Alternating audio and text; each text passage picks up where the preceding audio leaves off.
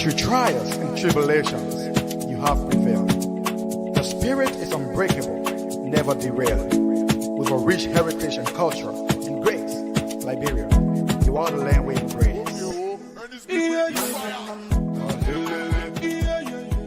You are welcome to the Bottomline Liberia. And today is the 12th of May 2026, a beautiful Tuesday. So we want to say welcome to the Bottomline Liberia discussions. From wherever you are joining us, we want to say thanks for joining, and we encourage you to help us to share the show. We also ask that you invite your friends always and let them follow us by clicking on our link. We're coming to you via YouTube and Facebook. Tonight, we are well seated in our respective studios. Paul is in London, I'm in Norway, and together we hope that we can bring you some information that you would like to hear. And as usual, our discussions on the issues that matter.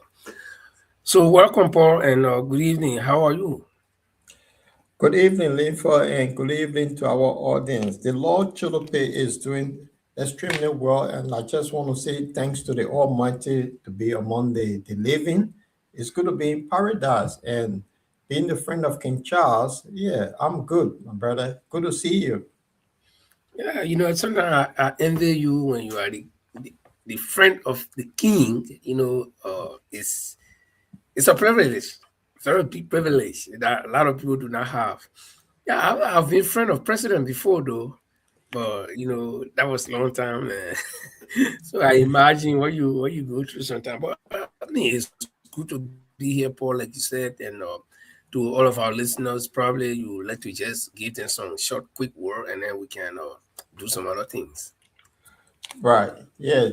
I mean, it's today. Let's just have a quick discussion on what will be coming out today. We'll be discussing a little bit of foreign news today, and we'll be looking at Liberia. And primarily, we'll be looking at Joseph Numa Boakai, the president of the Republic of Liberia, his style of leadership that get the bottom line to now go deeper. Is Joseph Boakai a true leader or is a storyteller? So that would be the discussion tonight, and want our audience to chime in. This is the question we're asking. Is this man a true leader or he is a storyteller? And why we're adding storyteller into this is because, you know, granddaddy then when grandchildren around, they can give them good stories, and those stories it live for the grandchildren forever to remember. So is he a leader or he's a good storyteller? So that's the conversation tonight, and we'll define what is leadership, what we expect of leaders. So we'll be looking at that. So Linford, that's the thing on the Liberian end. And also we might look at Donald Trump. Something is fundamentally wrong that people are not talking about, but on the bottom line discussion, we will get into that conversation. Back to you, Linford. Thank you so much, Paul. And so for those of you viewing, I think you got a gist of what we'll be talking about tonight. And stay on the international front. We'll be looking at whether Trump is escaping Iran, whether he lost the war, or and there is the question that people are asking. There is that question: what's happening? Because the guy is deploying all different tactics. He does not own a Hormuz, the Strait of Hormuz, but he will block it, he will open it, he will do this, he will do that. So we'll be looking at some of those things tonight. But so let us say, stay with us, and we're going to take a quick musical break. And while we are on a musical break, we ask you to help us to share the show to all of your contacts. And when we come back, we'll be jumping straight into our discussions. My people, where you at? Where you at? Wake up from your slumber, stop sleeping. Whip your hands, whip your hands, whip your hands, whip your. Come on, come on, come on. I know y'all sleeping now. Y'all gotta wake up some more, yeah? Okay, let's go. The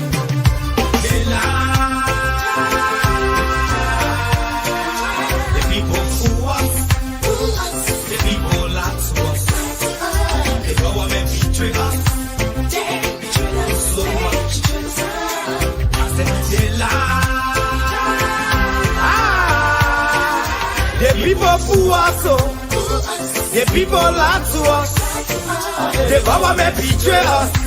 They can lie, they can steal, they will not go. I said we tired with their lies, we tired with their promises that led us to all our damages. We tired with their speech they preach indeed, and now unique they deceive us. The thing we saw, it frustrate us. So why did you lie?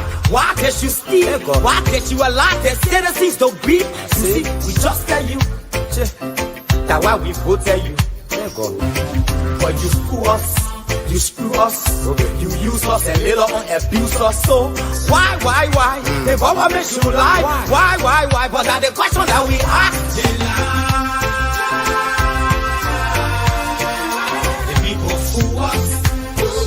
The people lie to us. The government betray us. They betray us so much. I said they lie. The people fool us. The people lie to us. The government betray us. They can lie, they can steal, they will not the corrupt. I said no one to trust. My people don't want to hope on. Nobody. My hope that I have been broken. I'm telling you, brother. So where are the schools? Where are the roads? Where are the jobs that they said they could afford? But they're too selfish. The people tired with their rhetoric. People tired, they tired. You see the reason why we ask why the government betray. They have enough of time, but yeah, then stay they delay. People suffer. No work for people crying for hunger. Look at. Your vision and your mission, your intention to the nation, they poor. You got nothing to show. Nothing. So, why? The government should lie. Why? But that's the question that we ask. They lie. The people fool us. The people lie to us. The government betray us. They betray us so much. I said they lie. The people fool us, the people lie to us, the government betray us. They can lie, they can steal, they go knock the corrupt.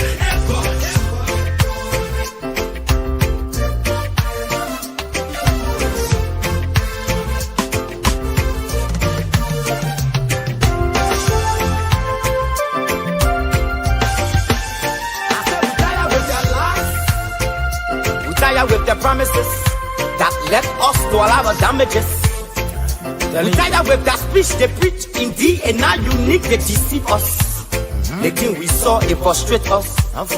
So why did you lie? Why did you steal? Why did you allow the citizens to beat? You see, we just tell you that why we voted you. But you fool us. You screw us, you use us and later on abuse us. So why? The government should lie. Why? But that's the question that we ask. The people fool us. The people lie to us. The government betray us.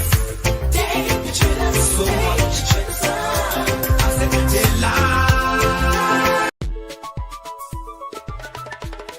You're watching the review of Liberian newspapers headlines that made news during the week on the Bottomline Liberia. Please join us every Tuesday and Friday at 7 p.m. Liberian time, 8 p.m. UK time, 9 Central European time. And so we say welcome again. If you're just joining us, the Bottomline Liberia discussions is here. And my name is Linford Goe, along with Paul Chilopie from the UK. And like you heard, if you were here from the start, we give you outline of what we'll be talking about. We'll be talking about leadership style of our president, Joseph Numa Boakai. Is he a true leader, or is he just one old man who can tell his children, the citizens, some story, and everybody will fall in line? And at the end of the day, the story turns to a spider story. And because I remember when we were kids, they would tell the fine spider story. When the story is going on, man, you find yourself in it. But at the end of the day, when you're reclined to bed, everybody, if you get good here, you will dream about that story, bro. But you get good here, like, you're not even dream. You get do to sleep or pop. We are back, and we're talking about Liberia today. But first of all, let's just do a general overview of some of the issues that have been happening in Liberia. Last week, the hottest topic that was on was the Samuel Tuer, former Finance, Development and Planning Minister of Samuel Tuer case. The case has been lingering for some time now, and he was finally taken to court, and the court acquitted him. Yeah. But 5 charges all dropped, not even one he was guilty of. So do you call that a victory for Tuer, or do you call that justice prevailing? Or what is happening? How did you see that verdict? But Linford, let me say good evening to our audience first. It's a good story that if somebody going to send you to prison and for some reason you've been acquitted, it is a victory for you. You see, you avoided what we call prison, and that's a victory for him. And then clearly that would be a defeat to the the government, right? Absolutely.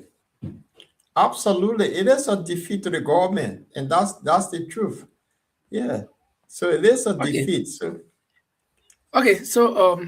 we want to say welcome if you're joining us. Let's welcome Tuan Gray. She's always here with comments, and we appreciate that. This is why we are here, because we don't want to be like you watching some kind of show. Like when we were kids, we were watching the Muppet show. We want to hear nobody talking. We just want to focus on that Muppet. So this is not a Muppet show. You got to take part in the show as well. Give your comments and your suggestions, and if you can call in, you call in, whatever. But Linford, I wanted to do something a little bit before we get into the main topic, because we still have time. This is the Tuesday edition. I just want to little bit talk about something that is making a lot of sense to me regarding the team that I support.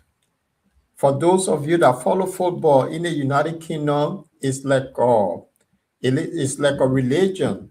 So people around the world, although they follow European football, but those that are live in the UK and a former season ticket holder for the Gunners. For some reason now, I see the Gunners is now heading somewhere, and they will win the Premier League, and maybe they could also win the Champions League. So I just want to bring out that and see, look, it just makes me feel good and I feel happy. So we're looking forward to the next 2 games. And then guess what happened? The last game of Arsenal is Crystal Palace. But then when Arsenal signed a player from Crystal Palace, easy. But then in the clause, when Arsenal win the Premier League, Crystal Palace will get £10 million.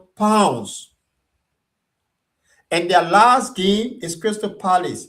So the question here is, will Crystal Palace feel their full team on Arsenal, or will they want the £10 million?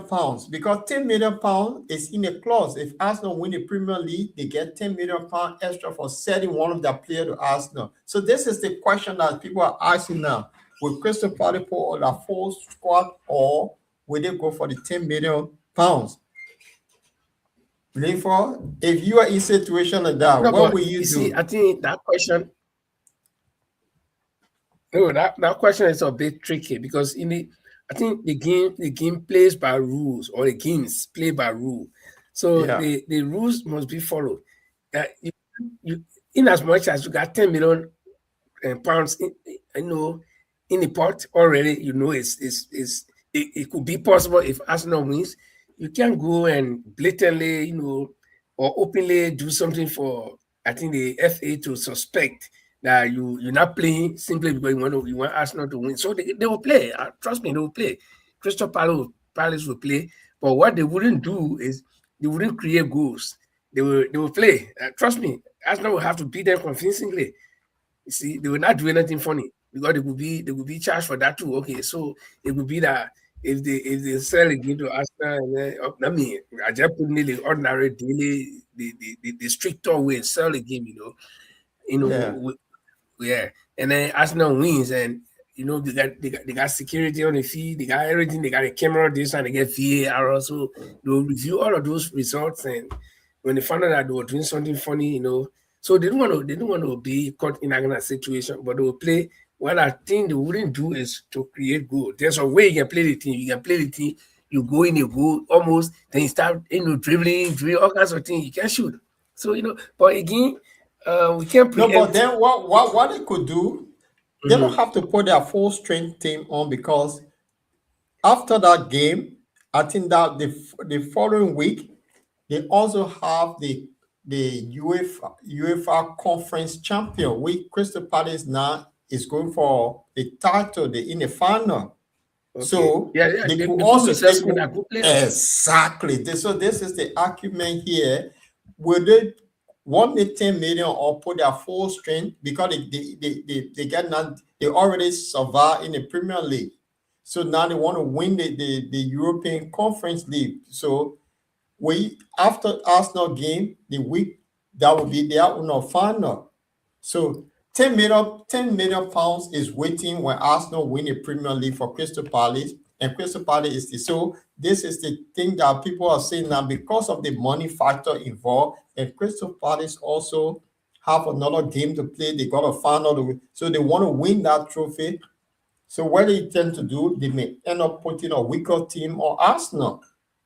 There's nothing against it. Yeah, yeah, but if our Crystal Palace coach or manager, I wouldn't want to waste any time to try to black Arsenal, because even if I beat Arsenal 10-0 and not carrying a trophy, so why would I want to waste my time just to black them when it is their chance? So and this thing that's susu. Let's put it that way. And for those of you who are not Liberians, we use the word susu, which is spelled SUSU, just for the fun of it. It's a Liberian Palace. It means where we make contribution. One day maybe I go to Paul house, Paul offer me beer. So I expect when Paul comes to my house, I should offer him beer, or maybe something good too. So that's also. So if Crystal Palace will see Arsenal's chairs and want to spoil it, just to show that we can beat Arsenal. Yeah, you can beat Arsenal any day, anytime. But this time is a chance. So you don't need to put sand in their food, let them eat satisfactorily. But again, like I said, the game plays by rules, so let's see how it's going to be. But I believe personally that they will not do something funny that will, cast a dark cloud over them, in the future. So, but I think Arsenal actually stands a very good chance to win this uh, uh, EPL, and my only concern is they got two more games, Crystal Palace and no, They the Big got West. they got Burnley, and then they got Crystal Palace. That's the two games. So Yeah, Burnley is playing at they the got rid of Emirates. West Ham. Yeah, they Yeah, got yeah, West of they got rid of. But you see, Crystal Palace is a little tricky team in the whole UK. See, there are a few small teams. I mean, I wouldn't want to refer to them as small teams, right? But they are not the big names that the Manchester, the Man U, I mean, or the Man City, and all these things. You see Crystal Palace, you see West Ham. That's in West Ham, and you see, yeah, some funny little thing. Like Southampton. When I was in Southampton in a late 2007, 8 up to 2012, before I left, Southampton was zero. They would beat them. Even Portsmouth would trash them out. At that time, you were talking about in the south, you were talking about Portsmouth and Brighton. But this time, Southampton is coming up. And the other day, they beat Arsenal. You see? So uh, those small teams, so to speak, you can't overlook them. And some of them, they are only there to score points. They're not going anywhere. They're only there to score points for the big teams. And that's why you see men you suffering. Because when those small teams meeting them, they'll go with their 4-4s. They're not fighting to win. They're fighting to get black you, not to win. You're a big team. But we hope this is Arsenal's chance, and we look forward to that. So Burnley, yes, they may contend, but they will not be a strong contender as Crystal Palace will be. And you see, I think Crystal Palace or West Ham is supported by some big names. I think former President Obama support one of those things. Say West Ham or Crystal Palace, one of them. He's a supporter of them, and even the Queen. So those small teams, they can put up fights sometimes. But guys, for those of you whose teams are not going forward when I mean forward, they're not going to go to the final, or they're not going to win. They ain't got a point to win. We hope that you will support Arsenal on that day when we are playing Crystal Palace, so that we can at least win. For once, you support Arsenal. It's been too long. Yeah. Every year we can carry that. We can carry the table on our head. The table is we are at the top. The table on our head. Then all of a sudden we can throw it down. So this time we carry it fully to the end. That's true. That's true. So it's getting kind of crazy and interesting. So yes, I agree with you. This is the time.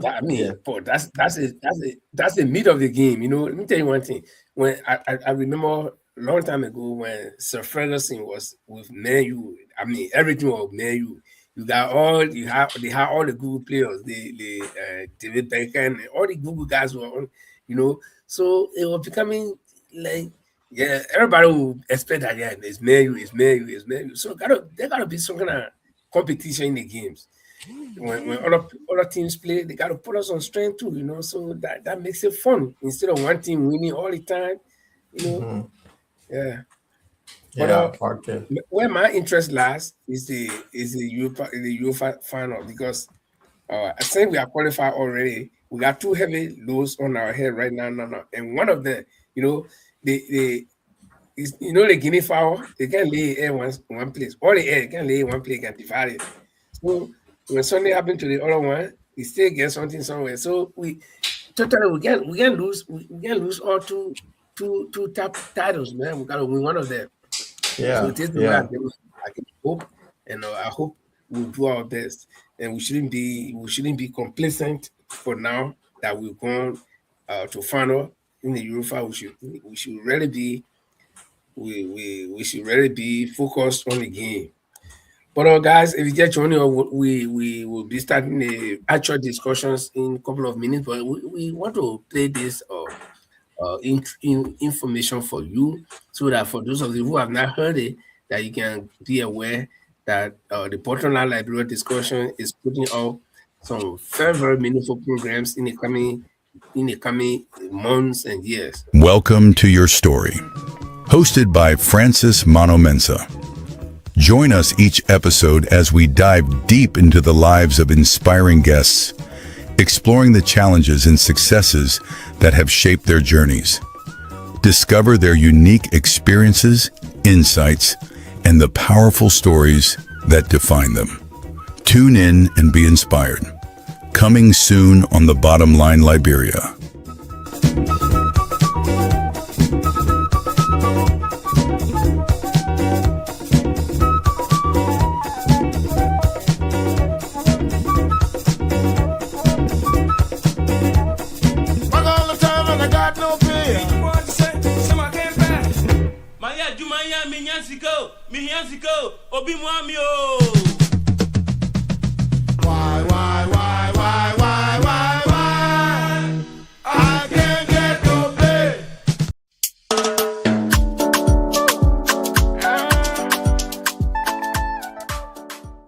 In a world drowning in noise, where sound bites replace substance, there's a voice cutting through the chaos. Audience with the Lord Chola Play conversation, where Liberians and global citizens tackle the questions we're afraid to ask. Every Sunday at 8 p.m. UK and Liberian time, and 9 p.m. Central European Time audience with Lord Choloplay. On the Bottom Line, Liberia explores the issues that keep you up at night. Democracy's future in the age of misinformation. Economic systems that serve people, not just profits. Technology reshaping our lives. Reconciliation, development, and the crisis of meaning in modern Liberia. No easy answers, no tribalism, just intellectual courage, genuine curiosity, and the willingness to wrestle with complexity together. This is for Liberians who refuse to shrink their thinking, who believe nuance is wisdom, who are ready to remember how to think, not just what to think. Audience with the Lord Choloplay Show. Sunday, 8 p.m. Liberian time. Subscribe now. Join the conversation on the Bottom Line Liberia, because the questions that matter most are the ones we're brave enough to ask.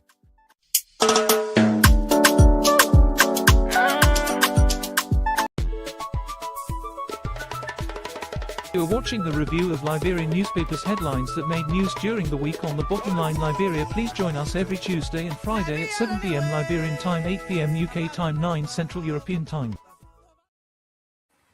Okay, so we'll be reviewing some of the major stories in Liberia, and it doesn't have to be that story in a newspaper that you have read. It doesn't have to be that story on ELBC that you have listened to, but it could be something happening somewhere that nobody's paying attention to, something somewhere. So, Paul, today we will be looking at leadership. Take me through. Right. The thing is, thank you, Linfo, and to our audience, for those of you just joining, welcome to the Bottom Line discussion. We want to examine President Joseph Nyuma Boyka, because the thing is, he took over people before his leadership, before the presidency. Everyone carried the thing here that he was the elderly spokesman. He been in the arena for 47 years. He's a good leader and blah, blah, blah. And at some point in time, he did question the leadership ability of former President George Weah. Say, this job is for men, it's not for boys. That means he was coming in to do the best. So 3 years on, we just want to examine whether President Boyka is a true leader or he's a storyteller, because under his leadership, there have been a lot of chaos. So we want to define this, we want to find out whether he's a true leader or he's just a storyteller. You know, granddaddy then good at telling stories. So is he one of those granddaddy that good at telling stories? So we want to dive into this. Is he a true leader or he's a storyteller? And we'll be going into what is leadership, what we expect from a leader. If all of the characteristics fit him, then he is a true leader. If not, then Labre made a mistake. Linfo. Yeah. So I want us to start the show this way, because since we're talking about leader or leadership, let's give some working definition as seen by other people. This is not from us, so don't think that it is us. But I mean, how a lot of people who have been studying leadership, how they see it. So let's look at some working definition of leadership, and this is not from us to say we apply our own definition to President Boyka or to the government. No, it is standard things that other people have researched and they have found out to be true. So we just want to give you a gist of what leadership is, and then from there we'll be comparing President Boyka's administration to what we will learn already from the leadership, qualities or criteria. Yeah. So you ready? Yeah. Full. Yes. So up there you see leadership. If you can't read it on the screen, I will take time to read it. Leadership. Then under there you got vision. A leader has a clear idea of what he or she wants to achieve and helps others to understand it. So a leader must be somebody with clear idea. You can't be operating from a vacuum. You have wake up one day, you scratch your hair, you say, okay, I think I'm supposed to do this. Okay, that part of your plan, but probably you dream about it or you thought about something that you think you can do any kind of way. And then when you bring that idea to your people, it should be something that you want to achieve. And then you have to help the people around you. Remember that our leader will not just stand alone, our leader can operate alone. So you need to have people around you, and then you need to make the people around you to understand that vision that you get. The next thing your leader should have is influence. Now, influence is a bit relative because a leader can have bad influence, a leader can also have good influence. So, influence, but generally, influence is that motivation, that motivating factor, something that motivates the people around you, or even people who do not know you to follow you. And influence doesn't mean that you should make people to follow you by force, but you have to do it through persuasion. You convince people, your action. Uh, Influence that way you're talking, but your action. Some people will sit up quietly to observe you, and we call those kind of people you're sitting on the fence. You're sitting to observe you. And what you do, that influence that you have on them will say, no, listen, gentlemen, we've been sitting on the fence for long, one foot so, one foot so. So I'm putting my 2 feet on the other side to follow this leader. Or your action can also make them to say, well, we've been sitting here, we've seen this man. No way, let's turn our back on him. So a leader can have influence to motivate the people that follow him and also to motivate or encourage other people through trust and respect. That means you should also, you as a leader should trust your people that you're working with and you should respect them.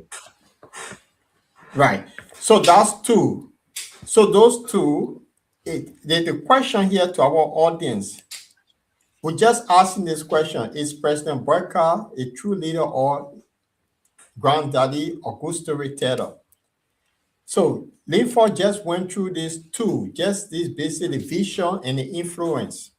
Influence heredity. People, you can influence people all sort of way by removing fanatic kofa from the speak, by getting influencing people to remove yeke koluba. So that's one. Vision. Now, this is the key one because this is the vision that you use, that thing you dream about, the way you want to see your country, how your country to function. This so day one when you take office, that vision, people start implementing that vision. So 2 years on, where is that vision? So that's the two things. So therefore we can start, then we'll go back, we can continue to the next one. So the next one, let's see. Yeah.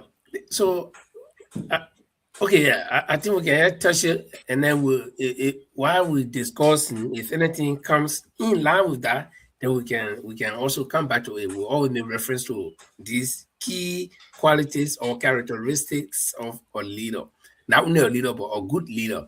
So a good leader, one of the things a good leader should have is responsibility. They should be able to take responsibility for whatever happens under their leadership. This is why you are set aside as the leader. You got 100 people, 1,000 people in the group. Okay, all of them cannot be the leader. So they look at your quality and say, okay, you will be our leader. In other words, they all put their power in you, they put their everything in you to represent them. So a leader should take responsibility for whatever decisions that the group will make. And if those decisions are bad, if it's a bad decision or good decision, the leader should take responsibility for it. You know, I have learned something about the I say the Koreans or the Japanese somewhere in Asia. This guy they can kill themselves. If the leader fails, he kill himself. Because Yeah. it's him. Yeah, it's him. So a leader should also be able to communicate. And this is one of the most important part of me, for me, because I come from the communication background. Let me tell you, you can communicate to somebody through your action. You can communicate to somebody through your words. And it's very important. Imagine a group of guys sitting down in the park and having party and drinking. Then you see one man coming with blood all he get running, come past the people that are having party. He talked to them, he do nothing, but he had communicated to them. What is that communication? That there is a danger, something bad is happening, or something bad happened to him. People who are having party, they will get confused. Some of them even leave the party table and try to run behind the man to find out what happened. So communication is very important. You should be able to share the ideas, your vision with the people who are around you. And you should make them interested so that they'll listen to you. Because if you go and start talking nonsense, some people just turn around and say, well, we know what they're talking. And when we go into the discussion, I'll give you a good example about communication, bad communication. What's happening now with the loafer thing? Bad communication, right? Exactly. What's going on? Paul, you and I don't know exactly what's happening in the loafer era. It's a result of bad communication. Yes. So you see now, what to our audience, you see what we're driving at? Leaders lead by example. Leaders come, they have vision. Leaders communicate with people. But in the case of Liberia, our leader is Bobo. So how do you communicate to your audience, to the people that you're leading? You have over 3 months Guinea sitting on your border. You don't communicate with the people. Nobody, and when people are say, oh, there's diplomacy going on, your surrogate will say it. But you, the leader that were elected to tell the people what to do, you're silent. So where is the leadership? So we asking this question, we asking our audience. This is the question today. Is Joseph Boyka is a true leader or granddaddy or storyteller? We want your view on this because something is not right. And because we were told somebody with 47 years experience, that's not a small thing. It means you are all rounder. It comes with a package. You can communicate well. You know how to lead. You know how to influence people. You have a vision that you will change the country. But we heard all of these little stories that, oh, there will be no case setting or cold water between cars. It was from his own mouth. So if you said that 2 years ago, you've been in office nearly 3 years, why is it the case still setting cold water between cars? So where is this vision? So we just asking questions. This is what we do on the Bottomline discussion. Linford, back to you. Okay, so guys, for those of you in the audience, I see James Wright is posting some good questions as to whether civil servants take civil service tests before taking up assignments and other things. Well, this is Liberia. Even if they take a test and they fail, but because they belong to a certain party and that party is in power, brother, forget it. And I know where you're driving from. You must be from the old boys camp like me, Mr. Wright. Because that's what our eyes open to. That's why we knew that if you were working, maybe you start in government as a cadet, you go through, and when you reach that point where you have to become a civil servant, a bona fide employee, you have to go and take that test. And then when you are employed, then everybody know now you are a government official. I mean, or not official, but government employee. And they come in different categories, different positions. And you cannot just be fired like that. And, but nowadays, even somebody who get tenure position, they can move you, they can do anything, and put any job blow there, any Jack and June there, So, but Paul made a salient point that a leader must communicate. And if you communicate badly to your people, there comes problem. See, we'll continue to give the example at the loafer border with Guinea. I mean, how long does it take for the president to say, no, listen, I went to Sierra Leone, I went to Guinea, Malabi and myself, President Malabi and myself. We met Dumuya. We sat down, we talked. You don't need to give us detail of what you discussed. Normally, it can be close to discussion.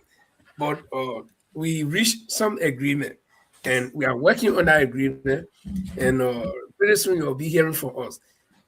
But since the president came, nobody know anything happening in Lofa from the president's mouth. No, he care. In the first place, this is a man. I mean, the president is just somebody. You know, he's our president. I don't want to. Yesterday, on my personal podcast, and I know what I said about him. But on this platform, I will be very, very moderate. I will be very respectful. The president is our president, but the way he does things sometimes, it makes people want to question him. And you see, I come from a traditional background. He's an elderly man, so I don't want to be questioning him like I'm elder. I'm older than him. I respect him as an elderly man, so I should be getting knowledge from him, wisdom from him. But then when he performs certain ways, then I find myself in a predicament. Should I question him? Am I going to be respectful? Or am I breaking traditional norms? Because, Paul, I don't know how you feel about that. This is the president who will go and tell the Liberian people that the project, the $10 million and less $10 million project in his hometown, not in Lofa County, but in his hometown, Foya, that he know about it. After a couple of days, then he can say, oh, that I call it ECOWAS. Yeah, no, River, yeah. No, the Deputy Information Minister said that ECOWAS. Then Yes, from there, yes. then they narrow it down to Manuel River Junior. Then from there, they narrow it to security building. And in a simple way, they building that security, that quote unquote security thing, is a simple way the Guinean cross and the setting. I mean, how they've been there for almost 3 months and we can't hear anything. When we ask question, then the information minister who's supposed to at least talk on behalf of the government will say, you want for the money Guinean before you can voluntarily will get your gun to go move them. I mean, communication, lack of communication. And let me tell you, Paul, just before you come in communication, there are several different types of communication. You see, we got verbal communication. That's what we do here. I talk to you talk to me. You ask me a question, I ask you. Then we get pictorial communication, which is picture. I can show you a picture. If I show you this thing, you know that cell phone right away. I got to talk. That cell phone. Pictorial communication. Okay. Then we get the visual communication. They want, oh yeah, that one include everything. It include picture and voice and everything. So at the border, there are people who are taking pictures and communicating to the Liberian people and saying, no, these soldiers are staying here. But our government makes it to a PLA. Nothing is happening there when we are seeing it. So you see the breach in communication, that gap that is open. And so the citizens will tend to say anything. Then you want to blame journalists for going there. You want to expel Jege Kolba for giving his view. If you're giving correct information, Jege can say, oh, the people there, they left for everybody know that Jege lie. But you're not doing anything. So anytime they can hurry and get and say what they want to say. But, Yeah. No, Linford, you're right. You see, if you refuse to communicate with the people, look, in your house, if you cannot communicate with your children, right, deny word of what you're capable of doing, how would they know what to do, what is right? Because you're not communicating. So a leader, that's why the information we put out there, a leader is that word, communication is the key. So when, in the case of Liberia, when people were demolishing, the government were demolishing people's homes, when journalists asked the president, look what he said, God not making new land. You see, he could have said it in a way, look, we will do something for these people, but they are in the alleyway, but we promise to move them elsewhere. Some sort of communication. But if you chicken them out, that is not communication. You see, communication in a way that you ease the tension of the people. You see, now, imagine, Paul, that I'm hungry and you're eating, but you really want, you don't need bad. You want to invite me to eat. Say, my man, I can't eat. You need it most. Oh, yes. Yeah. So you see what I'm driving at? So you demolish the people home, you the leader, the very people you're making homeless, they voted for you. They are better but you need to come up with something to quiet them, to give them some sort of hope, ensuring that no, we're doing this for your own benefit. We're doing this because of X, Y, Z. But the fact is that you can look in the camera and tell the person, God, not creating new land or making new land. That is not leadership. So this is why we're asking our audience today. We just want to find out, because we were told that Joseph Boyka, the elderly spokesman who been having this experience for 47 years, he served at all of these big positions in Liberia. How come under his leadership, he ruling the country with chaos? If it's not capital building noise, that Yeke Koruba noise, or and Finabono noise, the noise just all over. And then the next thing we hear, yellow machine come, no hair, no tail, everything just run the chaos. So where is the experience, the leadership that we've all been looking for, that this man had leadership experience, that he was even going to prosecute Ellen? He was a Parker, he knew the job better than Eddie. All of these stories were told. So honor him. In the 3rd year, where is the vision? Where is the communication? But Paul, yes, sir. If you put up the last part of that thing where you talk about responsibility, the leader taking responsibility. So the leader take responsibility for decisions and outcomes, both good and bad. Okay, that's enough, Paul. Put it down. Now, I'll give you 1 or 2 examples. This president, he was first president for 12 years. When their government left power, he dodged all of the responsibilities for the outcome or the outcomes of their administration. When they say, oh, Ellen Johnson government of Colorado, he say, me, I'll not there, I'll get back car, I'll raise car, they move all the time from under me, they put me down, I just sitting down, I can't move. In fact, they move the engine inside me, sir. Meaning that he know anything about it. When he and Mr. Cummings and Bernard, when they joined the CPP, all of them have responsibility. He was now chairing the CPP when they lied on Mr. Cummings, they went to court. They asked him in court, you know this man? He said, I know him. Oh, winner. Oh, Papa, you dreaming? This is somebody who you all were heading the same organization, and you had your turn to lead. The man led first, and now he turned the gavel over to you. And something happened. You all went to court. Then you look at the man, they ask why you know the man. Look at the man, say you know him. Oh, so where were you when you were in this organization? So you see, this president does not take responsibility. And that is a big failure for any leader, because a leader should be able to take responsibility. No, when you become head of any organization, it's just like your home. If your children are not eating, that's responsibility. If they get clothes to wear, that's responsibility. If they get place to sleep, so you cannot dodge it. But for this woman to look at the court, the honorable judges in our court, they will even disrespect to the judges. And in some countries, they will charge for contempt because like, you're making fool out of the judges. This is somebody doing the you myself, Paul, we're on the platform. We have 4 or 5 on this platform. Then something happened. I say, I know Paul. And you know, so the people are talking to the stupid. When they know that me and Paul sitting on the platform every day, then I look at them in their eyes and tell them I don't know Paul. They should have charged our old man with contempt or court or some charge. But again, that like bureau. But so I just wonder, that's why I asked you to put that thing, or maybe you got something else to add there when it comes to responsibility. This president does not take responsibility. And trust me, at the end of his tenure, when anything happens, he says, I know why you say that, because anytime he say you're parked up, but this time he the one driving the car. So what you will say, maybe, I don't know. Yeah, I like what you just said, because he shifted the responsibility that Eden gave him, because there were 2. He should have been a principal advisor to Eden. Mm-hmm. But when it came to him, he said, no, Eddie just packed me. But we know it's not true, because Eddie sent him a lot of places. He represented Eddie. But that continue. This friendly man, he told some journalists in interview that he and Ellen were always the last people to leave in a cabinet meeting. Exactly. To leave the room. Yes. He was the principal advisor to Ellen. because according to the Constitution, the vice president assists the president in decision making.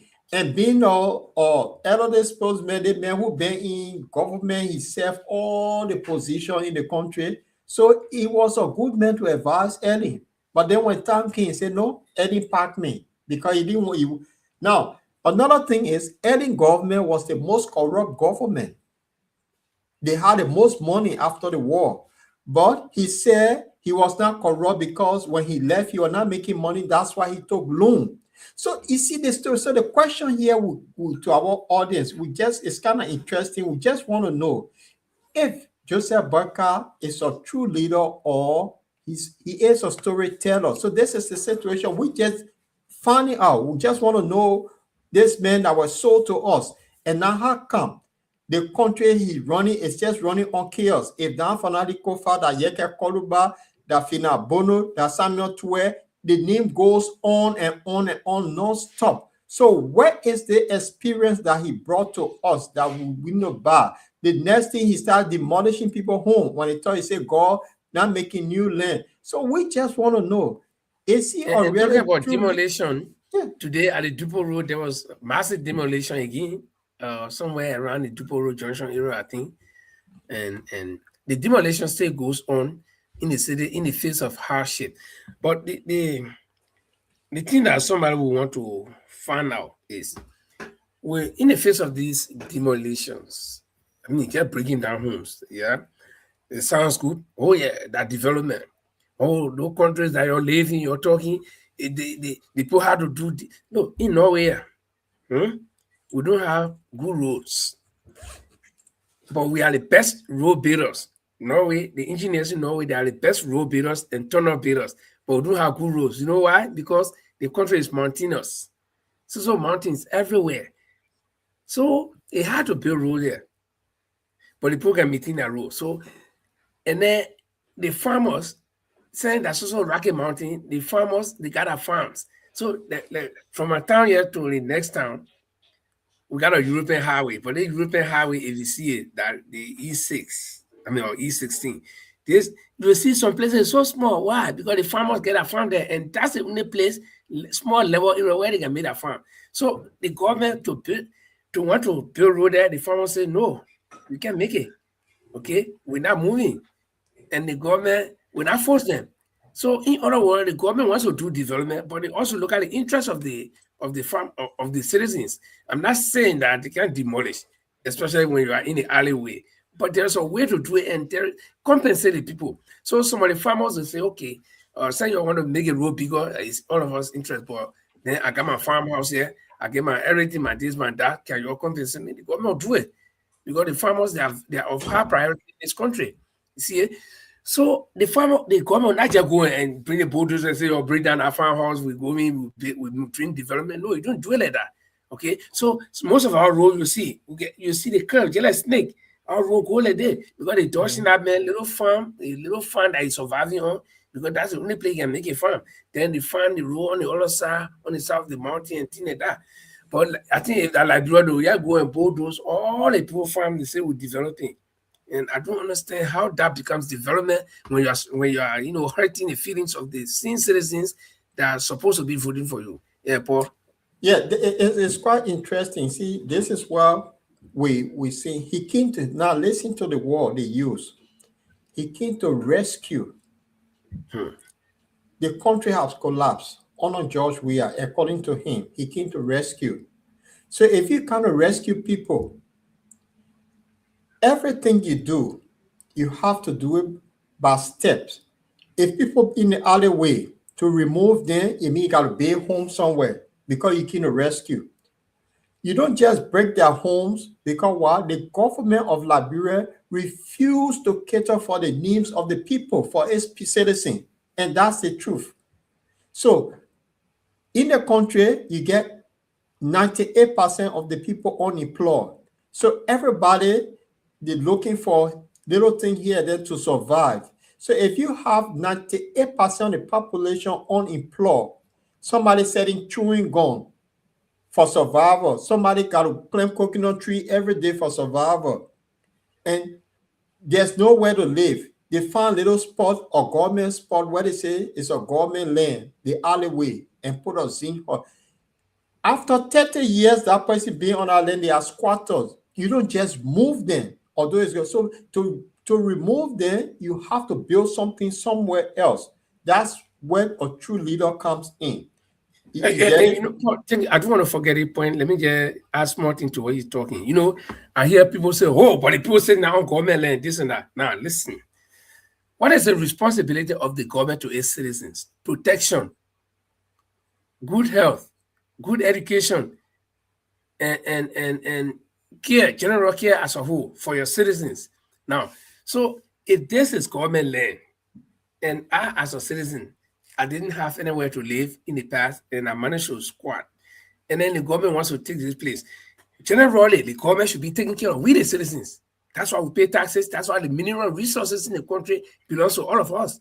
So even if I were not on the government land, but the government found out that a group of its citizens are suffering, the responsibility of the government is maybe because I live in a kind of social welfare country. That's why I'm saying this thing.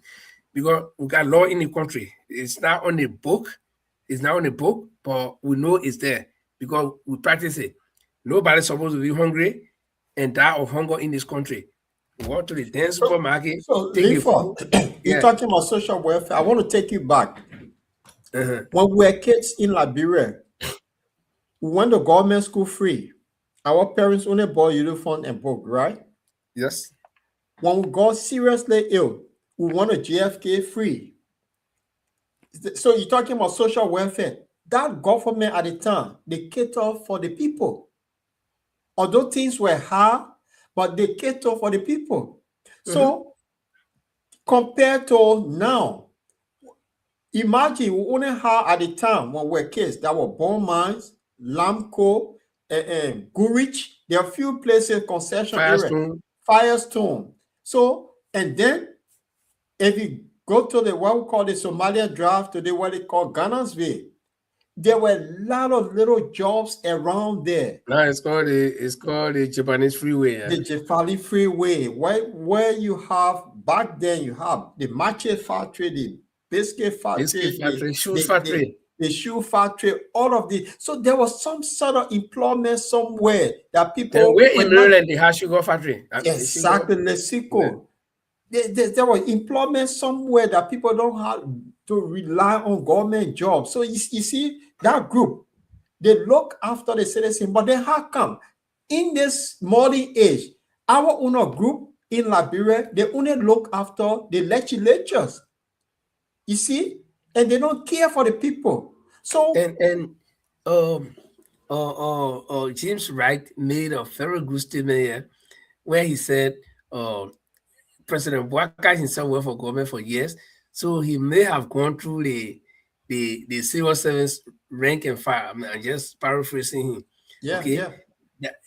That Bouakai should know much about the civil service activity about government, because this is a man who started. I don't know how he started as a cadet, and he drove his way all the way up to minister, directors, and blah blah blah for some of the biggest corporation in the country. Okay, LPMC director, LPRC, and then to vice president. So this man should be and I don't blame the Liberian people when they vote for Bouakai at that time, when they voted for Bouakai in 2023. I don't blame them. And one of the reasons why I will not blame them is, Paul, you and I will live in the West. If you apply for any job, in fact, if they put any job announcement or two things to look for: qualification and what? Experience. So this man comes with the experience for so many years. So the Liberian people are convinced. So now I can lose my temper on the Liberian people for voting. But then I say, no, but they man met a criteria, experience, we want that experience. And this man had it. So then, where is this experience right now that we even, that the only place you can employ people that in the government, but we're not seeing any company, we're not talking about the Turkish people that come from Turkey, few beginning go and take money from that bank, and then go, they say the MNG go mine. The other one, then they go take some loan, they say the money, those are not companies. And I hear they say, the investors. Those are not investors, those are extractors. Investors are people who bring their money from their country. They can't build factories, industries, and you name it in your country. Your government not putting one, they're not taking anything from your government. They are not creating employment for your people, even though they're making profit as well. But you get Hold people who on. come in and taking your minerals and taking Leave it, then you call them investors. Leave I want to hold on right there. And he worked from the turbo. So Joseph Baker started working ton more time. During the ton more time, there were Lamco. They were not only extracting. There were Lamco was the small western place. They had up to high school, they had hospital, they had the best doctors, bomb mines. So, in that experience, he saw all that, right? So how come now the experience that he had, that they gave it to him? Bee Mountain, people complain about Bee Mountain, that taking goals from Cape Mount. When he came to office, he went silent on Bee Mountain. So what is the experience? So I just bring it all up because if you say you have this experience that Liberian bought into it. So from Samuel Doe time to the Charles Taylor time to the George Weah time, the early, all of the government experience we know of is stealing. So the Liberian people made a mistake because they want to experience somebody who been stealing from you. And you say, oh, because the person been stealing from us, he been there, he understand he's stealing, let reward him. That's what they did. You see? And something I kept hearing during the election, right? Say, oh, no, all the other candidates, we have 20 some more candidates, 20 now, I think. They say, oh, nobody know the other people, then we know them. That the people will know. In my own family, my brothers, all of them are of voting age. And their spouses are of voting age. My last brother is 21 years old. So they all voting age. But I told them, they say, oh, we know the other people. We don't want to lose the election. So say everybody voting for the party because the party gets free, and the party will go after. And these are people who have not even lived for long. They know anything. All they know, they follow. They don't want to be the loser to say, oh, my candidate, lost the election. Now, then fast forward, they are the same people saying, oh, if we're going to know. Yes, in life, this is human nature. In life, if I'm going to know, we never come first. I will do, we come first. When you finish doing it, you say, hey, if I'm going to know, it's like you go, you kill somebody, and say, Ego, if I'm going to know, I'm not killing person, yo. But you did it. I will do it, will come first before you say, oh, if I have known. So you see, but I think the Liberian people will learn sense this time because they have tried everything. Let me tell you. We fought war. No, first, we kill people for corruption. When I say we, I told my Liberians for who. Kill people for corruption. 13 living human beings, grabbing tied on the pole, broad deal, 9 in there, broad deal. Everybody saw it. I went there, I was there. You gotta live on the pass. We were playing football, right in Ministry of Information. Yeah, when that thing was happening, we ran there. We saw it. Then the same people who grab people and kill them, they kill the day worse. Then walking, the whole country is poor. We saw it. Then we say we want war again. Then we put new people. We say, okay, that all the people now die in the war. So we brought new. Then we grab the president. Kill him.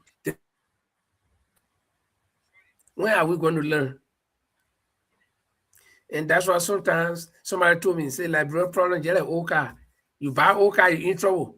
It's better you don't buy a car at all because old car, when the tire bursts, by the time you change the tire before you start, the engine not working again, carburetor spoil.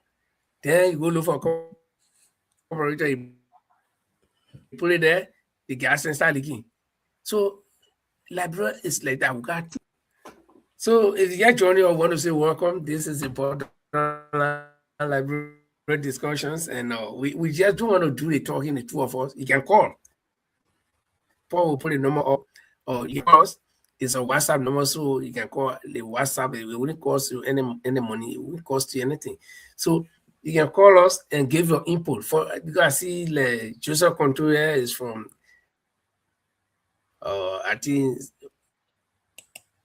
way back like us, and Steven Sia, he's also because he said something. He said something about it, those days when Paul was talking about free medical in Liberia and school and things were free.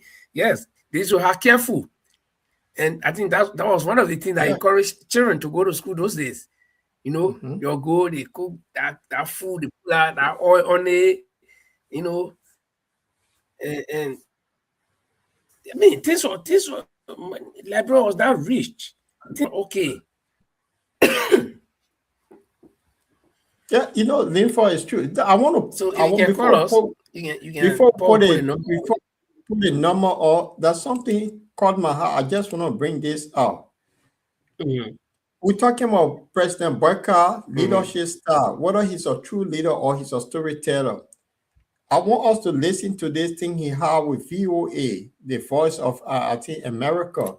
It's just a short clip, something he said. And I wanted the way he said in this interview, whether he have done it since he took power. Let me play this. I can tell you that I come to work not with friendship. I have friends, but there is a clear line of demarcation between friendship, family, and managing. With the experience that we come with a country that celebrates 176 years, and with the life of our people living below the poverty line, I don't think we come into government again to start talking about family, to start talking about, I think we come there to make sure that we give the Liberian people hope, and I'm committed to that. But, Linford, you heard that? The reason why I played this is he came to give the Liberian people hope. But this is the man that the people who voted for him, he made them homeless. I'm just trying to understand the logic of his leadership style. That's what I'm just struggling with. And I want our audience to just help me. This experience that came to being, the experience that we talk about, it's just something that does not add up. With that, so that's what I'm saying. The good storytelling, it sounds good. Children will not sell between cars. He sell it. So in government, Linford, when a government take office, the first 18 months, you start seeing the way the government going. But in the 3rd year of this guy's leadership, I don't know. Well, you don't know, but I will add a little bit to it. But in the meantime, let me just welcome some of our viewers, Tom Gray, Chadera Brown, James Wright. We also have Angeline Noah, one of our, she's a correspondent for this show a long time ago, our Liberian correspondent. Then we have Mr. James Wright here, I think I call your name, and also Joseph Contour, as well as Orita Zina. So I want to say welcome to all of you. I mean, those are people who appear on my dashboard because we are streaming from Facebook and also from YouTube. So if you on the YouTube, if you comment, we'll see your comment because I cannot see you here. So it doesn't mean that we don't want to recognize you. But like Paul said, he will put a number on later on if you got any contribution to make for those of you who come from way behind like us. I mean, some years back where we saw at least the Liberia we saw is not a Liberia we are seeing today. Maybe you want to make some comment. But Paul, you talk about experience, and we heard it from the president's own mouth. You were telling the journalists, look, we're not coming to government with friendship. I'll take it one by one. He said they're not coming to government with friendship. They're not coming with nepotism. That is, to bring your family in government, and they bringing vast experience. Very, very, or maybe a bag full of experience or suitcase full of experience. But let's take it one by one. Let's look at the experience part. Let me start from in no particular order, bottom to top. Experience. Where is this experience when totally nothing is happening? Where is this experience when this president knows that you could not, Tottenham or Duo will not just walk, or Tower will not just walk and go in one office and remove somebody who is working for no reason because the person was for the True Party or the person was for the NTPL, you know, and he was there. Mr. President was there. He knew. So how did he end up being the one who can remove tenure people, even if the Supreme Court advises, he still ignore them? And when, when where was this president? When did he see uh, Richard Henry then as Speaker of the House going after each other to remove Richard Henry to pull James APL or James APL in the house? I mean, in the court. And no, I don't remember what I was small boss, so I don't remember what position the guys were holding in fact. But we never heard that. Richard Henry was in that position as Speaker for a long time. Nobody went after him to replace him. Nobody expel anybody for giving that freedom. Our put will always go, even take it own back. As a journalist, you criticize the government, you take it own back and go to the mansion and say, you can't go jail me. They're looking for a long time. Say, my man, your leader man there. See, so where is this president coming from with this new attitude? Okay, then the president, beside the experience, he talk about he will not do who know you, nepotism. And who knows you is not a bad. It happening now on him. Yeah, I'm coming there. I'm coming there. And I'll let you talk. I'll let you talk about it. I know where you're driving to. But let me tell you, nepotism, or I mean, not nepotism, but who knows you that when you're doing like, bro, we'll do it differently. But it's not a bad thing. The way they can do it well more than all of us. Let me tell you, let me give you an example. Those of us in Europe, I live in Norway. So if I go to Liberia and settle in Liberia, I speak 3 Scandinavian languages, Norwegian, Swedish, and Danish. So if any of those companies come to Liberia and they actually employing people, and I got the education, I got the qualification, and then one job blow from way Bongonima, and I go and apply for that job. When they people see my CV, that I live, in fact, I'm one of them, I live here, I know that language. You think they'll get, even in that job blow is well qualified, they will say, well, we're sorry. Because I have seen it here. They say, well, we're sorry, but we just have to take one person, and this is the person we take. Why? Because they know me. They know that I know that system. I can speak that language. And that's how the women will do it, who know you. And they'll build on my experience. Because they look at my work history in this country. You see, instead of one Jim Brown who just came, they know. So women, but I don't know who know you. We can take our brother and girlfriend, or our own girlfriend and put them in. Then I don't know who know you there, which is wrong. Based on just because you know the person, but no qualification. Okay, so this president, he said you're not doing nepotism. But Paul, maybe there is something that I don't know you want to tell me. No, but the thing is, he said he's coming to serve and Liberia, but then he made a statement and said the country is 178 years old, 76, or 76 years old at that time.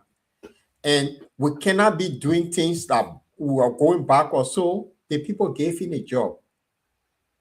But he told us that the former president, George Weah, the job is not for boys, it's for men. So he come with this vast experience. But this guy repeated the same thing George Weah did.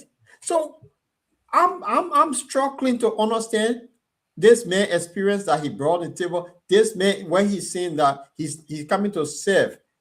Now, the first 18 months of his presidency, we got the Capitol building got burned. There was noise. In the same time, he wanted to remove the speaker. That was noise. You get what I'm driving at? No, it didn't stop there. When he started building the $10 million house, he said he didn't know about it. When it became noisy, he said, oh, somebody did it on behalf of the government that he didn't know of. So as a leader, what will you do? In your cabinet, somebody, you the people elected you, somebody went and took 10 million of the country money to start building condominium in your backyard, and you don't know anything about it, and you cannot find out who this person that did that, and that person cannot be investigated, that person cannot be sent to prison. So when he said he's coming to serve, so who doing all of these bad things according to him. Now later on, when it choked him, he said, oh, it was the Mano River Union Security Hub. Mano River Union have no clue that Liberia building security hub. And the same Mano River Security Hub that he built in Foya, that's where the Guineans are sitting today. So where is the leadership? That's why I'm a bit confused with his style of leadership. He does not talk to the people. He said he was going to be as an age. He never needed to ride car. Even he considered riding wheelbarrow. But in the end, what happened, my brother, Linford, the paper boy, he said, oh, serious, what did the Americans say? This $1.2 million bulletproof car. This guy who said you're going to... That's a Lexus, man. The guy who said you're going to run wheelbarrow. So what sort of leader is this?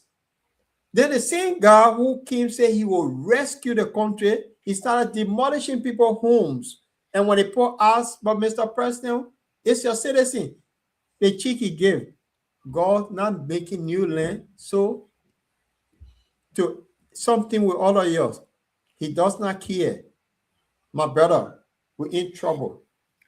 Yeah. So let me recognize a couple of people again that just joining. We got Basi Start, Jala Aloysius, also Feliketi, and Flomo K Zizi. Flomo Zizi, I like that name, very traditional. But let's focus on the other qualities of the president. Probably before you can put on that list again. Let's do the last one quickly, and then we can see if we can transition. Now, we talk about the communication. We talk about the responsibility. But let's look at the example. Because the leader is supposed to set an example so that the people can follow. If you do bad, the people will follow you. If you do good, the people will follow you. And before you can take it out, especially a country like Liberia, right? Where they break. The biggest figure we think about that the president. When we hear sorry, I was small. I grew up on the Papa. You and I grew up on the Papa, right? When we hear sorry, see all the children running from down the road, everybody running to cast on the road. We can't land up. Even that if the car will miss the road after we clear all up. Because we can't land up just to see the president. In fact, we even know what kind of car the president in all the car there. So the biggest figure guy in the country is the president. And so even if the I don't understand. We're talking to office, yeah. Talk about using that suit. They call it high suit. All the ministers started showing it. Even ordinary people. My papa will have it. Green suit, black suit. The only thing I never saw him use the white probably because they want to feel the top. Okay. So the people look at the leader, especially in a small country like ours, where the people are dependent on the power that be. So you as a leader, you should set a good example. But the president will look at his own citizens crying when he knows that it is his responsibility as president of the country, the whole nation, that when your people are in predicament, that for instance, if earthquake took place and the people they become homeless, government responsibility. But the president will tell you, say you're going your own. Why? Because the president is even helping to demolish your home. Then some people will kind of say, the president now on government land. Who is the government? Is that the president? The government is the people. Now, so the president will look at your own citizen and tell them, say, God is not making new land, meaning you can go to hell. So tell me, is that a good example? So what if one of the ministers would do it? The president is not setting good example. The president will give some parable. Yeah, everybody can speak in parable. I'm a fan of parable because I grew up with old people. I grew up with grandparents, so I like parable. But when you're using idiomatic expressions or parables, you got to look at the application of it. The president say, "Oh, the people in the diaspora, they are not here. They are barking dogs. If you go somewhere and the dogs are barking at you, if you start to throw stone at all of them, you will not reach your destination." So in other words, I mean, just the literal interpretation is not what he meant, but just a literal interpretation from the sour guy, the Joe Bro, who just carry Market, he heard that thing. It's not different. The president is not setting a good example. The president is the one who will influence the legislature because he controls that house, the both houses, in terms of the mayor power to remove speaker. The president is not setting a good example. The president will go and walk to the central bank and remove 10 opposition people. The president is not setting good example. The president, he's not talking to opposition leaders. He's running the government like his own farm, a property, because he feel like he won. It's like winner take all. So even with the situation at the Guinea border, most of the opposition leaders are making good suggestions how to handle this thing, but he decided to be mute until he do it the way he wants it. The president is not setting a good example. Paul, in your mind, do you think this president is setting a good example? No, that's what I'm saying, because leaders lead by example. The thing is, so you said something, said Liberian people made a good decision based on experience, because if you go for a job, they will say the level of experience you have. So the experience that he told us that he been in government for 50 years. So that's a good experience that he came. And he even served as vice president on Ellen. So he was one step closer to the presidency. So he saw what Ellen was doing. He get it. So the people made a choice. But he's not setting any good example. What we've been seeing of him, he been running the country in chaos. You see, it's just chaos. He said he was not coming to bring friendship into the job, but everybody, 98% of the people employed in his government from local county. So I don't know how he considered that when he's saying that he not bringing friends. The guy who he appointed now to go at election commission, that's somebody that's served as a poll watcher under his administration, in his party. So is that a friendship? I just don't understand this guy. So that's why the question we put here is: this old man, is President Barker is a true leader or a storyteller? Because the granddaddy grew up telling the story when he saw the story that Ellen parking like a parked car. That was just a story he was telling, and people bought into that story. He told another story that he was on loan, which was not true. So he been giving this conflicting story. So their granddaddy now, whether he a leader or he a storyteller, because a leader live by example, a leader do things that people follow. But in his case, we get it. He fought the legislature until they get regime speaker. So the country has just been governed under chaos. That's why I want to conclude on this. I don't think so. Linford, I know our audience. So we'll move on a little bit. But let's look at other options. We have George Weah. We have Ellen. Now we get President Barker. The three of them, their leadership among the three. Who will you take from that three that we experience that more will be considered as a leader? Then we can look forward to who next for Liberian people to focus on. Talk to me, my dear brother. Well, if you and I were doing a quick vote here, I would say Ellen had her time. She was loved. She indeed, I can say this for a fact that she has very good outside experience and some outside or level of substantial level of contact outside, and based on her experience and her outside connection, she was able to pull some strings and some things happen for Liberia. Imagine that the IMF, was it the IMF, or I think the IMF had to clear some of the debt for Liberia. That was a great achievement. I mean, knowing where Liberia came from at that time. So so if you ask me if I was to choose between or among the three, Ellen, we are in Boaka, I think I will choose Ellen. But if you ask me for alternative, well, I will take a completely new person that has not worked in government before, that has no sting on their hand, that Liberian people cannot, that no dog can bark at in Liberian politics. So I will take a very, very, very new person. Yeah. Because the other three have had their chances. Where has done his part, Ellen did her part, and now Bwaka. So there's no need to bring them back. So, I mean, let's be blunt and bold. We have a conversation. We have Tewon Gonglo, we have Alexander Cumming, we get Clary Morva, Dr. Morva, and then we have Sima Freeman, we get Edis Cummings. Who else again? Musa Birite. So, Yeah. if you go ahead. go, so if you look at those people among them, or something you said, one person that may not have who have not worked in government, I mean, without government experience. So, but then the rest of them that their name, I don't know if Simon Freeman have worked in the government, but I know Musa Birite is in the government now. I know Dr. Moba worked on an airline.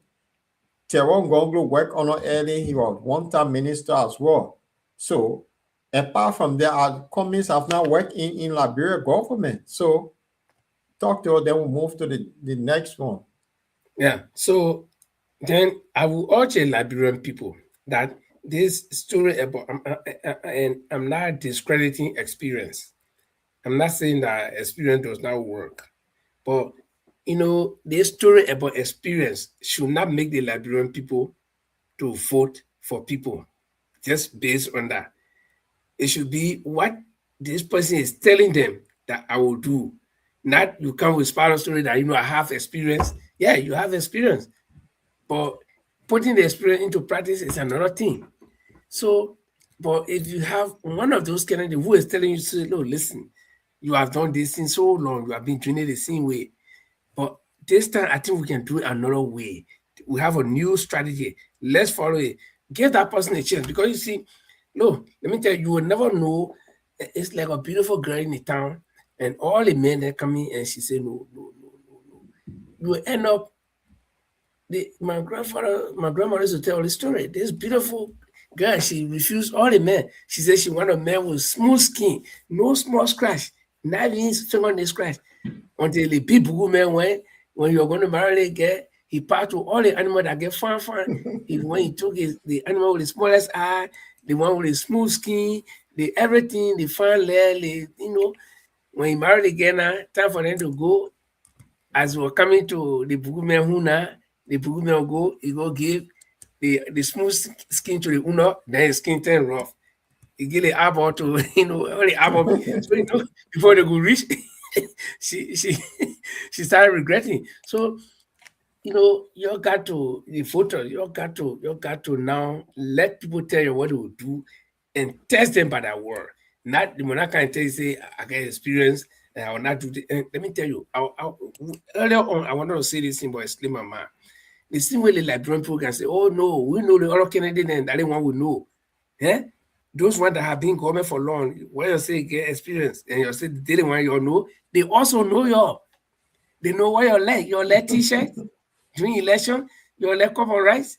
If you look at the game you have there, your left $5. Somebody will put you in the bus, somebody no rap bus for a long time, will put you in the bus from 0.4 to 0.5 to go for them. So people know you. The same way you know them, they know you too. So you're trying new people. There's no danger in trying another person. So, I think when it comes to that one, I'll tell the voters, that's my final word to them. Okay. Thank you, Lynn, for let's transition. Yeah, before we transition, let me play the thing quick. Then you can be setting up while we transition. Let me just run this one very fast.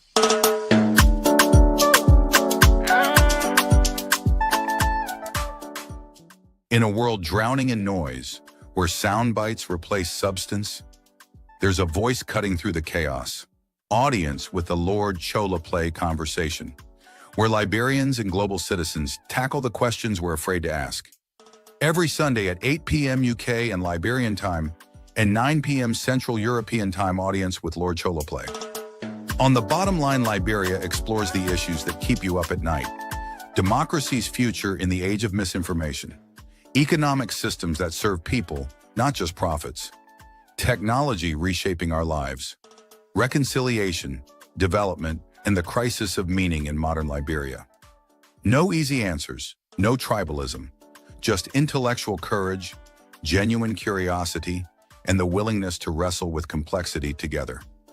This is for Liberians who refuse to shrink their thinking, who believe nuance is wisdom, who are ready to remember how to think, not just what to think. Audience with the Lord Choloplay Show. Sunday, 8 p.m. Liberian time. Subscribe now. Join the conversation on the Bottom Line Liberia, because the questions that matter most are the ones we're brave enough to ask.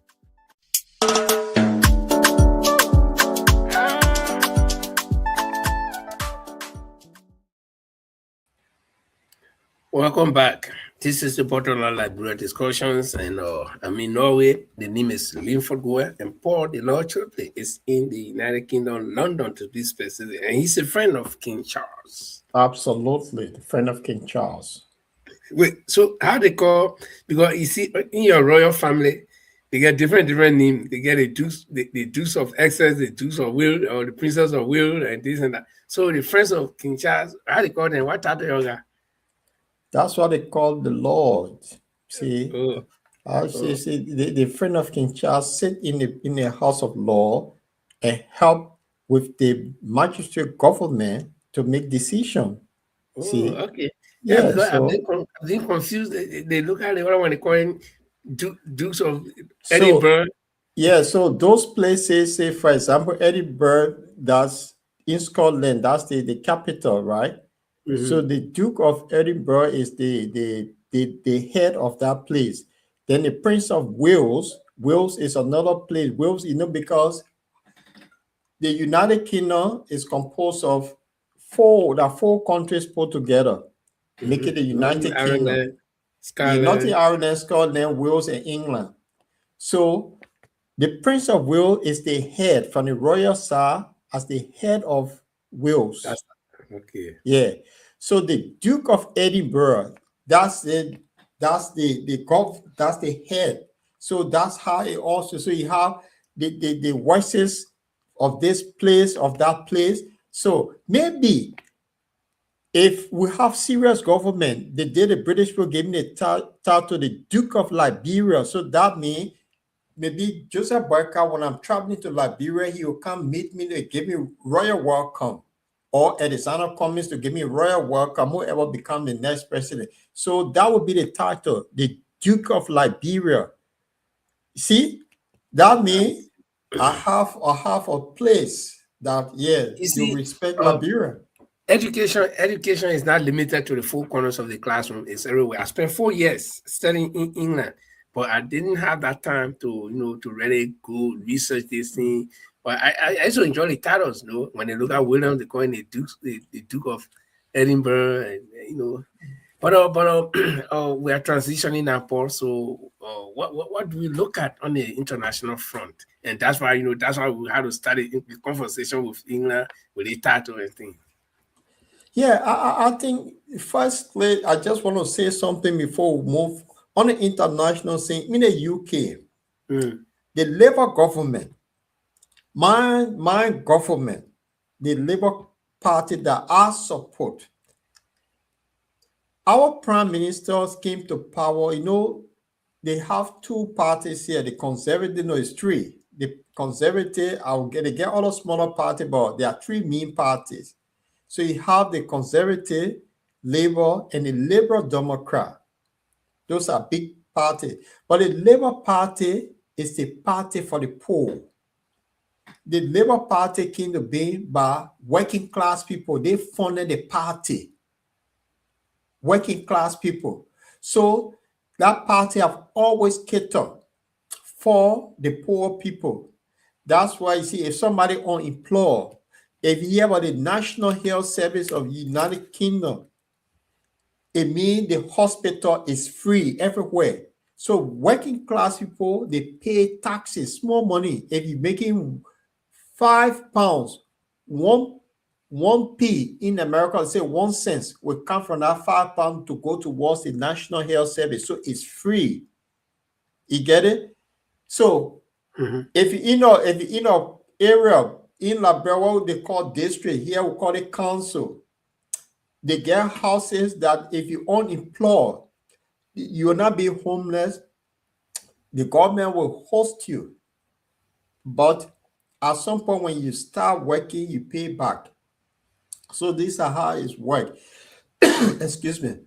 But this prime minister came to office, made all sort of promises. And he doing the same thing a conservative did. So they're trying to get him out. Yeah, you mean Stammer? Yeah. Okay. Yeah, but talk to me, Paul, quickly about this Liberian-born minister in the government there, and I guess she's in the Labour Party too, Miata Famule. Yes, Linford, Miata Famule was energy minister. So there was a by-election. No, they had this local election last Thursday, and Labour did badly. They beat them. The Race Party took a lot of seats from each of those councils. So most people are saying that the prime minister should step down. But then he cannot step down unless somebody from the party challenge him, which no one have come out to challenge the prime minister yet. But then people start gathering names. So far, they get 70 MPs that have put their name down for him to go. Now, Miata Famune, who is a Liberian, she's a member of parliament. She was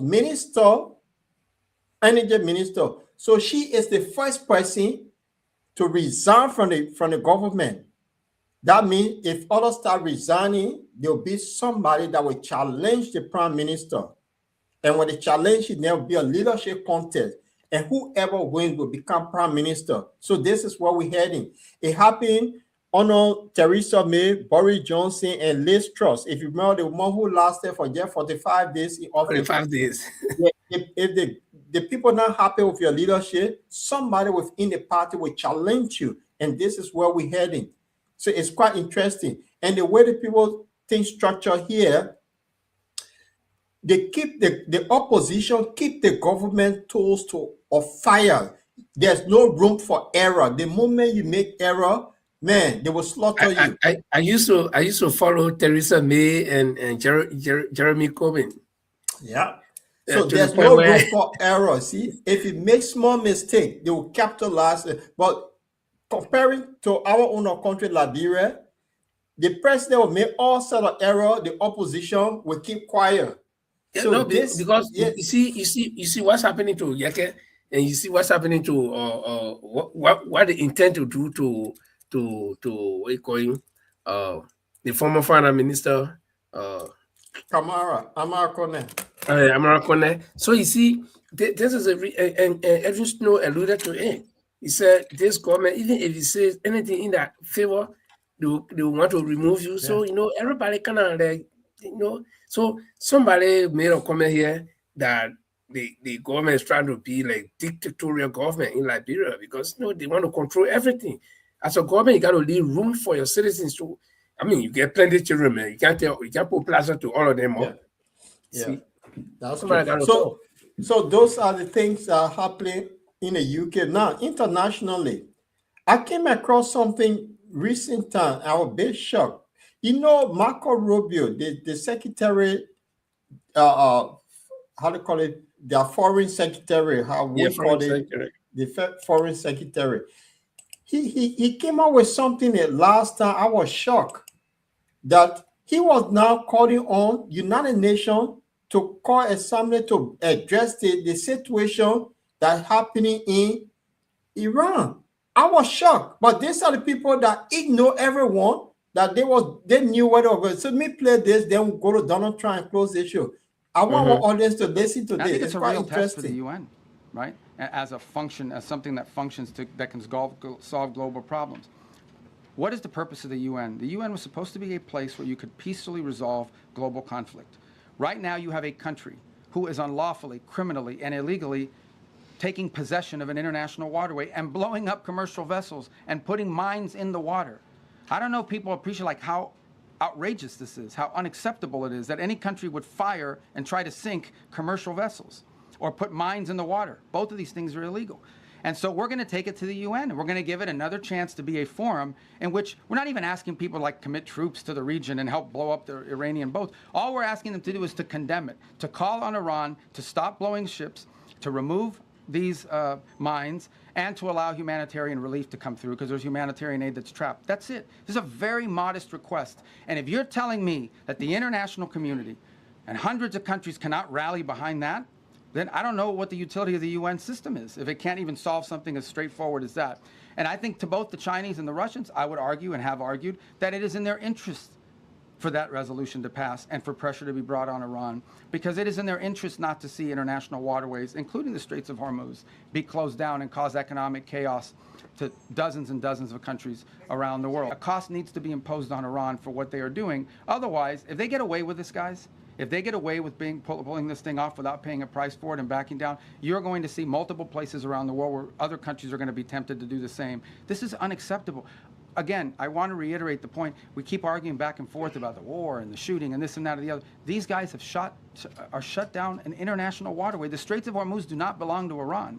They don't have a right to shut it down and blow up ships and lay mines. And that's what they've done. That needs to be addressed. Otherwise, and it cannot be normalized. Under no circumstances can we live in a world where we accept, okay, this is normal. You have to coordinate with Iran. You have to pay them a toll in order to go through the Straits of Hormuz. Not only is that unacceptable in the Straits, you're creating a precedent that could be repeated in multiple other places around the world. The whole world should join us in this condemnation, and the whole world should join us in doing something about it, by the way. It shouldn't just be us. We're hoping to get countries. We're going to give them a chance to do something about it at the United Nations.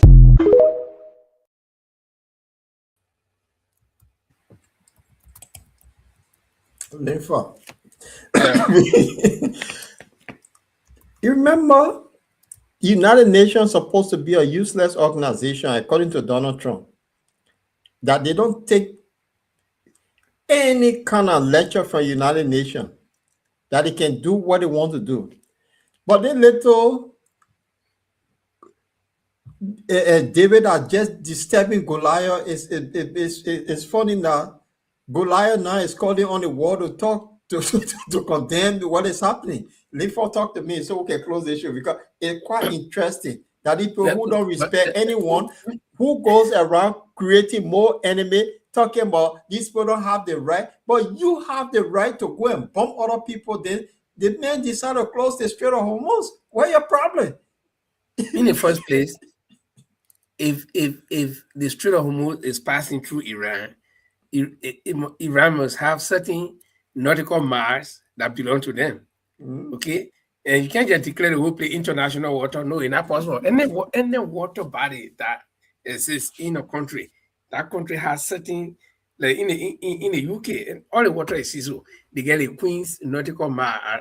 I'm not sure if I'm calling the right name, but it belongs to, it's under Her Majesty or His Majesty. It's under the royal family name. Okay, that's certain nautical miles from shore. So you can't just say the Strait of Hormuz is international water. No, it's not. Once it's touching the shore, that water is touching the shore of another country. They got certain control over it. But anyway, that's another discussion. Yeah. But when did the UN gain relevance as an international body in America or in the eyes of America? When? Because David have now slaughtered Goliath. So Goliath is confused. That is the point. For the other thing also we can go, my bro. Goliath is confused. The other one, yeah, let me pull it up. There is this French member of parliament talking to the issue here. So let me see if I can play. Sorry, forgive me. Let me get my thing straight. Okay.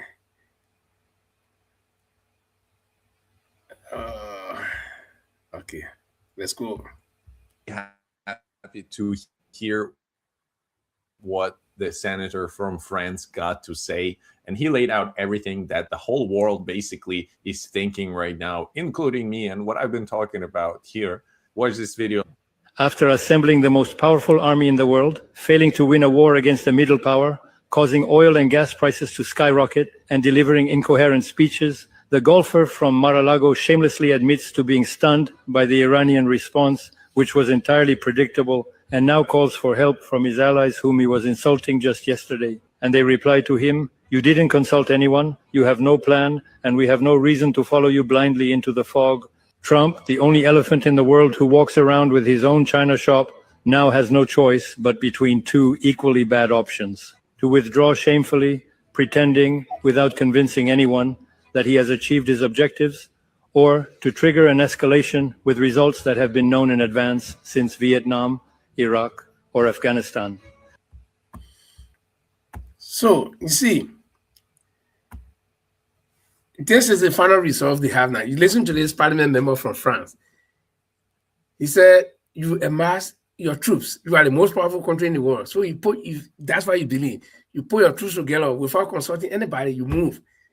After you fight, then when your troops are not advancing or you're not getting the desired result, then you go back to your allies. In fact, you didn't just ignore your ally from the start of this war. You started using bad war on them. You say, we don't need them. If they want to come, they can come. In fact, they're supposed to come and fight for themselves. Okay, we don't need them. Then you go back to them. And the person say, no, you ignore us. You didn't respect us. And then you didn't give us any plan for this war. So we're not just going to march behind you. You'll go do it. When you get tired, if we think we can come in, we can, but you'll go do it. So the man said, you got two options now: to either shamelessly withdraw or to seek other avenue by causing chaos. And that's why he's doing now. The United Nations that Marco Rubio is talking about today, where was this United Nations? And if there was to be any negotiation in Iraq, in Iran, who was supposed to do it? Now they say United Nations. The United Nations was supposed to, in the first place, if Israel get a problem or whoever, America get a problem, go to the UN and let the UN call Iran, and you can sit and talk, but you ignore them, you'll go declare war. At the end of the day, before you go back to the United Nations, man, it can't work. So I think the French member of parliament said the right thing. This golfer, this man who plays golf at Mar-a-Lago all the time, he just wakes up one day and he's joining Israel to go make war. And at the end of the day, everything is going helter-skelter. So now they look for a way to fix it. They're going back to the UN. I mean, was the UN important? Okay, if Venezuela, where you want to go, why you can't send the UN to Palestine or Gaza? No, they're not importing at that time. But this is embarrassing, so the UN now must stop. Yeah. But anyway, Linfa will be here for a while now. So let's call it a day, and then we'll back 2 hours. Yeah, we'll be here. So let's call it a day before. So on Friday, we're back here with the Bottomline edition. We're also back on, Francis will be here on Saturday with the story. And then on Sunday, I'm here with the Lord Cholope. I have Dr. George will be joining me on Sunday. So it'll be another discussion on the Bottomline. So but most of our viewers may not know who is Dr. George. Dr. George is the guy who is currently one of the panelists on Spoon Network. He's the president the chairman of the ANC USA Diaspora Group. He will be joining me on Sunday on the program, but the flyer will be out. So, Linfa, the show was okay in my opinion. And what I take from there, I think Joseph Boyka is not a leader from my own assessment on him. He only a storyteller. I don't know how you see it, but that's how I see him. He's a granddaddy that go out telling story. He's not a leader, because if he's a leader by now, we should start seeing the goodness of his leadership. He's not showing it. He governed the country in chaos. So he's just a good storyteller. On that note, my brother, I think it was a fantastic show. Okay, thank you so much, Paul. It was a fantastic show. But let me end. One of our viewers made a. But let me just say quickly. My takeaway on this thing is, the president is that we lay out, not from our own perspective, but from people who are researched. We lay out the qualities of a good leader. Okay, and we weigh it against this president and his administration, and we found out that he's falling short of most of those qualities. So it means that he's not a good leader. And the president is not setting good example, which is one of the qualities of a leader. The president does not like to take responsibility. We saw it in the past. He always deny things that he's already responsible for, he would deny it. So those are bad, qualities of leaders. You don't take responsibility. You don't set good example for your followers to go. You get bad influence. All these things. You don't communicate with your people. That's why we got a local issue today with people giving different kind of views. But like Paul said, it's good to have you guys here, and we've been here for a while now, 2 hours plus. So we want to say thank you for being with us. Our latest viewer is Mohammed El Zoka. We hope you'll be here next week. This week on Friday we'll be here, and also Saturday and Sunday. So the Bottomline Library discussion is going to be occupied all the time. You can join this platform, invite your friends to join. On that note, we'd like to say good evening, a beautiful Tuesday evening, and tomorrow is Wednesday. Have a nice day, and from my end, Paul, is all done. Have a nice day.